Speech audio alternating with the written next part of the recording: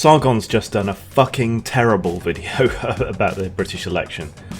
I don't want to do this in the form of a reply to that. Rather, I want to kind of offer a counterpoint, I suppose.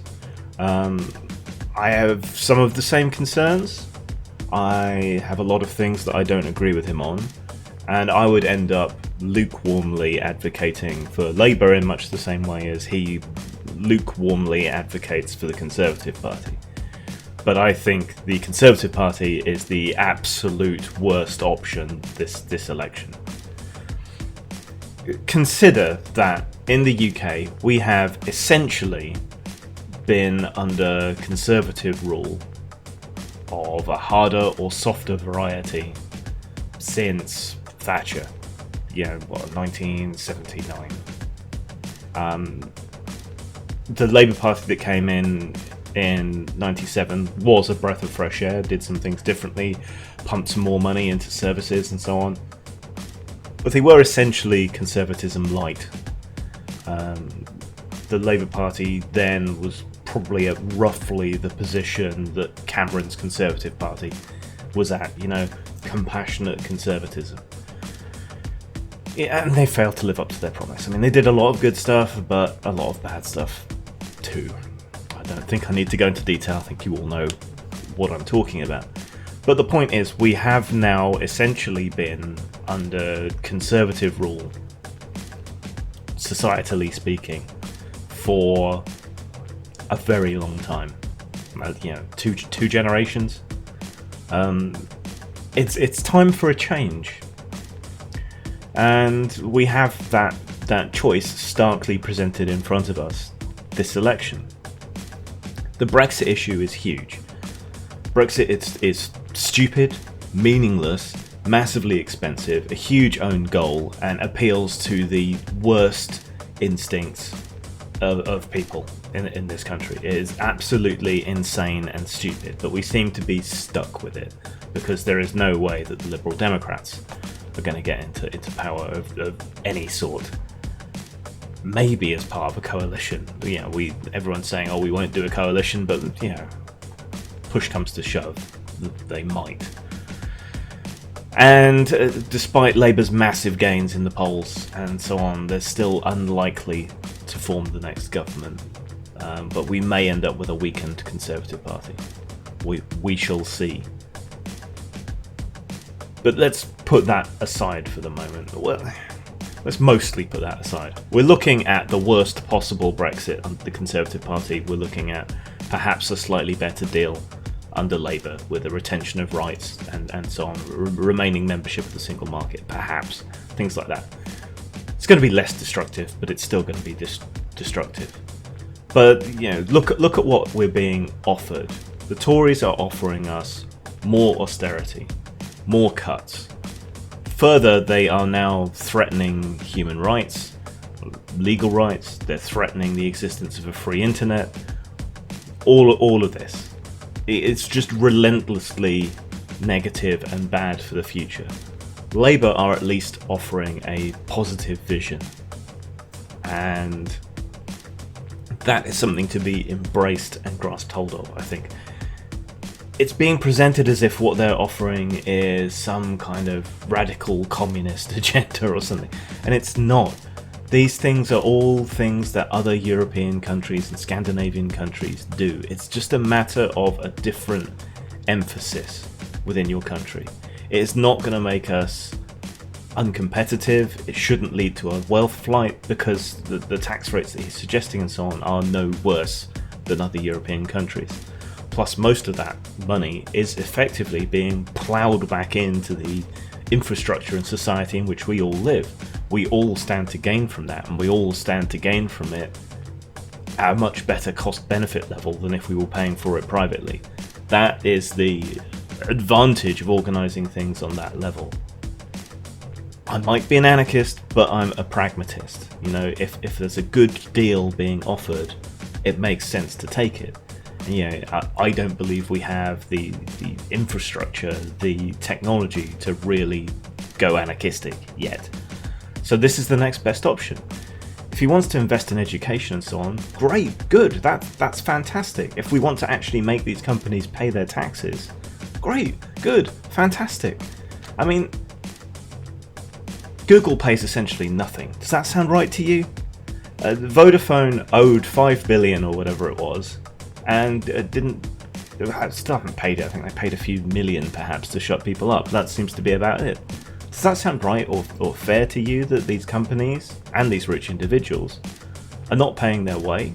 I mean, if we just claimed what people already owe, that would fill a huge hole in the economy and allow us to continue with all these things that make us a civilized nation. One thing I want to address that Sargon did say, he said socialism never works. Socialism, aspects of it, exist in every modern Western nation, even the ones that have swallowed the capital L libertarianism, economic libertarianism pill, like the States. They still have Medicare, they still have Medicaid, they still have a limited welfare state, a very limited and insufficient welfare state, but they have it nonetheless. So do we. These are the things that make us civilized first world nations. Public education is a socialist idea. Socialised healthcare is a socialist idea. Welfare, workers' rights, these are all socialist ideas. You are confusing socialism with Marxism, and if there's anyone that should know better, I would have thought it would be Sargon. He should know that there is a difference between Marxist socialism and socialism as its own ideology, and that these are distinct, and that socialism is what makes us civilized nations. To whatever extent it exists. So Labour are really only offering a return to the values that we've had, a tax rate and a societal investment similar to other European nations, even much poorer European nations, even much poorer non-European nations have these things. So it's a matter of where you put emphasis on in your society, and Labour are offering something that makes everyone's life better. To use one of these homely analogies that Conservatives often like to use, comparing to a household, imagine that you're running a guest house, and it starts to look a bit run down. Do you borrow some money to get a lick of paint, maybe landscape the garden, do some advertising and so on? Or do you switch off the electricity to save money and only run it half a year or whatever? That's just leading you into a death spiral. And that's what austerity is. To put it simply in terms Conservative thinkers might understand, you've got to spend money to make money. And Labour is offering, to invest in education, to invest in the NHS, which serves all of us and maintains a healthy working population. It only makes sense. Austerity hasn't worked. Austerity doesn't work. This isn't to say there aren't concerns about Labour. Though I would rather have a leader who understands that nuclear weapons are not a war you can win. So what's the point? I would rather have a leader who understands that and would rather talk with enemies, even terrorists, than immediately resort to the gun and the fist and the bomb in the way hawkish Conservative governments do. But yeah, I understand why that's a concern. It's also a concern that they're still pro-Brexit. If they went anti-Brexit, I think they'd do a lot better. There are concerns. I understand people's concerns. This is a paradigm shift in the way we would run our society and run our country. That's going to make people nervous. But don't be so parochial. Look elsewhere and ask yourself why former Eastern Bloc countries can afford full universal education, can afford full healthcare systems, and we can't. Diane Abbott is a concern, certainly, but what cost are you willing to pay for this pointless petty nationalism of Brexit? Because there is an incredibly high cost attached to what the Conservatives are suggesting. The loss of a free internet, the loss of your human rights, the further loss of the things that bind society together, the privatisation of the NHS. You're looking at a small-minded, petty, xenophobic, insular, closed-off society under the Conservatives. Under Labour, we're going to have the hardship of Brexit anyway, but it should be lessened. But we're hopefully looking at a more cohesive, more generous society that is investing in itself for the future. Getting out of that death spiral. Of course, given the vagaries of our system, all I'm going to say to you is please, for the love of God, do not vote Conservative.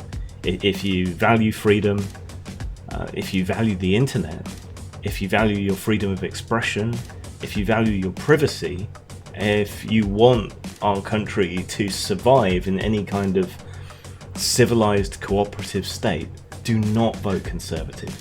Whoever challenges them in whatever seat you're in, vote tactically, get them out, weaken them, whatever you can do to help blunt what they want to do to our society. Sang.